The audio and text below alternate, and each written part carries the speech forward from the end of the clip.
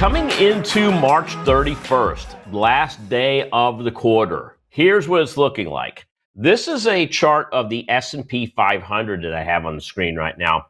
And it's interesting because I want to show you, I don't want to go through everything, but I want to take a couple of key assets. Stocks, I want to look at Bitcoin, I want to look at oil, and I want to look at gold. Just want to look at those four.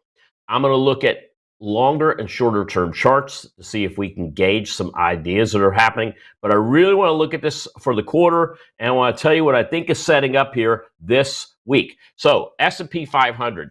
Now, you're seeing that this is January coming into the S&P 500. This, by the way, is a daily chart.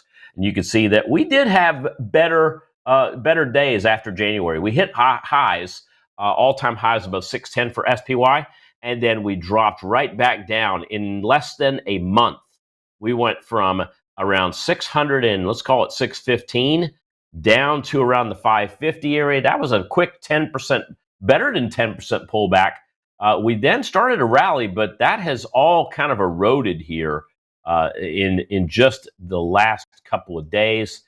Looks like we could be making new lows even today as we speak, because the chart you're seeing here is just before the market opened this morning. So this is the S&P 500. Look at the, but what we want to do is I've got extensions. The short-term extensions taking us to around 545.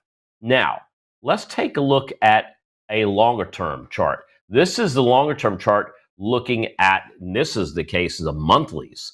And we've jumped back the monthlies and we say, all right, well, you know, if we're down around that 550 level, then where do we go from here? Well, the low that happened in not 2024, but mid-2024 puts us down around the 510 area. And then, of course, below that, we've got lower lows. Between the 38% and 50% retracement level, it sits this 500, which is a really good longer-term support if capitulation just goes absolutely nuts. I don't believe that's going to happen. I believe we're probably due for a little bit more lower lows, but Liberation Day is coming. We'll talk about that in just a moment. Take a look at Bitcoin. Bitcoin has been in a downtrend ever since President Trump moved back into 1600 Pennsylvania Avenue, where we were trading at all-time highs, 109 and change, back on the 21st of January. The lows have clocked in around 76. We then have this rally that took us back up to, it was really the high 80s, about 88,000 is what we saw a little more than a week ago. We've kind of dropped down in since then. Bitcoin's actually up a little bit today with the markets dropping once again. So that seems to be a positive. It's been quite a while since I've seen Bitcoin up with the markets down. Perhaps we're derailing off of the stock market. Or is it just some kind of a morning buying binge? We'll see. The contrarians have BTC dropping to around 70% or 70K here as we head into through April and into mid-May. Now, this is the daily chart. Take a look at the weekly. You'll see something a little bit different. You'll see the longer-term supports kind of at 76 and 70K also. Are longer term, but this is on an uptrend, a longer term uptrend, which has us at new all-time highs as we head into the final quarter of this year, which is still 6 months away. So we could have a lot of 6 months of this. However, I do see April being the breakout month to bring us to not new all-time highs, but a bounce off of the lows for BTC. All right. Here's oil. What is going on with oil? This is a daily chart of oil. You can see the highs for the year clocked in right below right below $85 for USO. That was back at the beginning, around the beginning of January. March, we dropped down into the lows of around 70. This is a 15-point wide range for oil. And 15 points off of 70 is a 20% move. Right, so we're somewhere between 15 and 20%, depending on whether you're gauging it from the low or gauging it from the high. Doesn't matter. It's a wide range. But let's just back up a second and let's take a look at the weekly. And the weekly is telling us that we are experiencing higher lows. We are experiencing higher highs. We've had a nice bounce off of 70 for the past 4 weeks. And what does this say?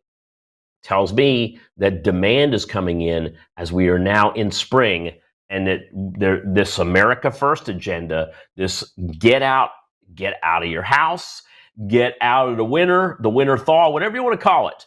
Seasonality for oil seems to be kicking in, and we believe this is going to continue for April, May, June, and part of July. So better than the next 90 days, we expect a seasonal rally in oil and, of course, possibly energy. And then finally, take a look at gold. With the markets down another percentage point or greater, depending on what index you're looking at, depending on what stock you're looking at from behind my desk here, everything looks red. A lot of it looks red in the back. Gold seems to continue to go green.